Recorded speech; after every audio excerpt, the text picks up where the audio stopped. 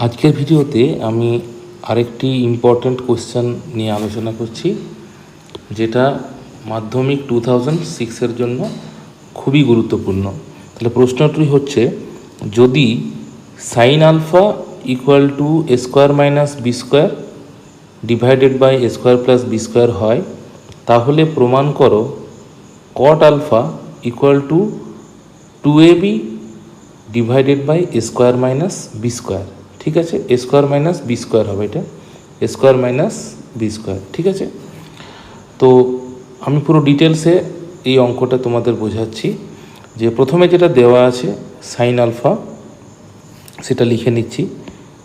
Sign alpha equal to a square minus b square by a square plus b square. ঠিক আছে, এরপরে আমরা দেখব কি যে কট আলফার জন্য আমাদের কি কি দরকার আছে। কট আলফা ইকুয়াল টু কী হয়? Cot alpha equal to cos alpha by sine alpha হয়।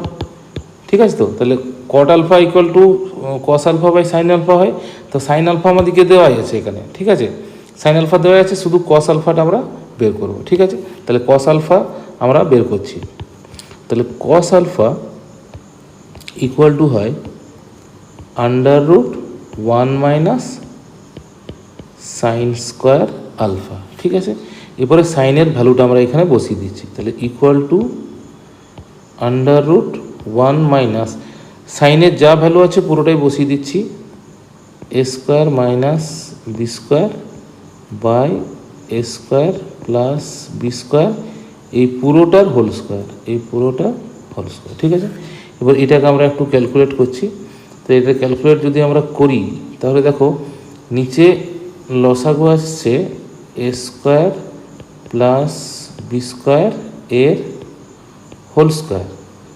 তাহলে এখানে দেখো আসছে এ স্কোয়ার প্লাস বি স্কোয়ার এর whole square minus a square minus b square তার হোল স্কোয়ার। ঠিক আছে, সিম্পল আমরা 1 থেকে যেভাবে মাইনাস করে ফ্র্যাকশান ভগ্নাংশ, সেইভাবে আমরা এই মাইনাসটা করে দিলাম। এরপর লক্ষ্য করো এখানে যে ফর্মুলাটা এসছে, যে a square plus b square whole square minus a square minus b square তার হোল স্কোয়ার, এটা হচ্ছে একটা ফর্মুলা, সেটা হচ্ছে 4ab। ঠিক আছে, 4ab-র ফর্মুলা, যেখানে এ এর জায়গায় এ স্কোয়ার আছে, বি এর জায়গায় বি স্কোয়ার আছে। ঠিক আছে, তাহলে এটাকে আমরা লিখে দেবো 4ab উপরে। ঠিক আছে, তাহলে উপরে আমরা দেখো 4ab আকারে লিখছি, 4, আর এ এর জায়গায় লিখবো আমরা এ স্কোয়ার, আর বি এর জায়গায় লিখবো আমরা বি স্কোয়ার, আর নিচে আছে a square plus b square পুরোটার হোল স্কোয়ার। ঠিক আছে, হয়ে গেল।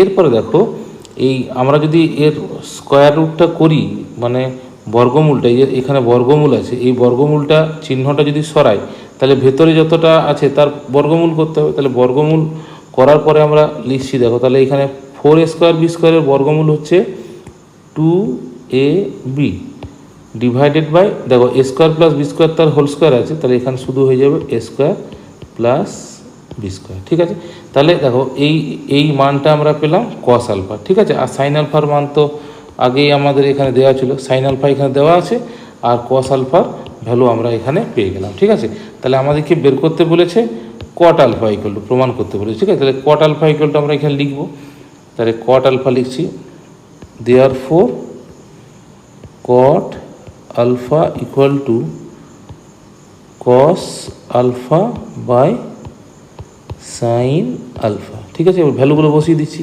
দেখো কস আলফা, তাহলে কস আলফার ভ্যালু হচ্ছে 2ab by a square plus b square. তাহলে বসাচ্ছি 2ab by a square plus b square whole divided by sine আলফার ভ্যালু দেখো এখানে দেওয়া আছে কত, a square minus b square by a square plus b square.